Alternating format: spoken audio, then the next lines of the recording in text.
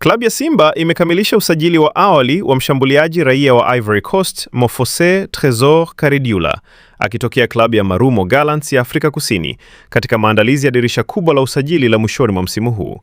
Kwa mujibu wa taarifa, Simba tayari imefikia makubaliano ya kumsajili nyota huyo mwenye umri wa miaka 27 huku taratibu zote muhimu za usajili zikidaiwa kukamilika. Hata hivyo, mchezaji huyo anatarajiwa kujiunga rasmi na kikosi cha wekundu wa Msimbazi mara baada ya msimu wa sasa kumalizika.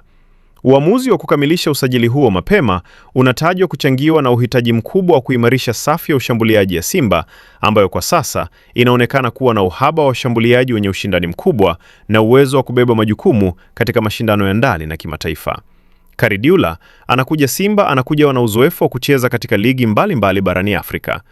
Mbali na kuitumikia Marumo Gallants, mshambuliaji huyo pia amewahi kucheza katika klabu ya Haras El Hodud ya Misri pamoja na Williamsville na ASEC Mimosas za Ivory Coast.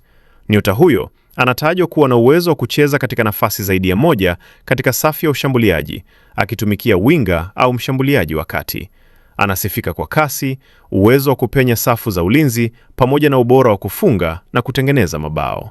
Taarifa kutoka ndani ya benchi la ufundi la Simba zinaeleza kuwa mchezaji huyo amekuwa akifuatiliwa kwa muda mrefu kabla ya kufikiwa kwa makubaliano, huku akionekana kuendana na mahitaji ya timu hiyo kuelekea msimu ujao. Inatarajiwa kuwa mara baada ya msimu wa sasa kumalizika, Karidiula atajiunga rasmi na Simba na kuanza majukumu yake mapya, huku akitarajiwa kuwa sehemu muhimu ya kikosi kitakachoshiriki mashindano ya ndani na ya kimataifa. Taarifa zaidi, usiache kusubscribe channel yetu ya Usajili Wetu, uwe wa kwanza kupata taarifa zote za kimichezo.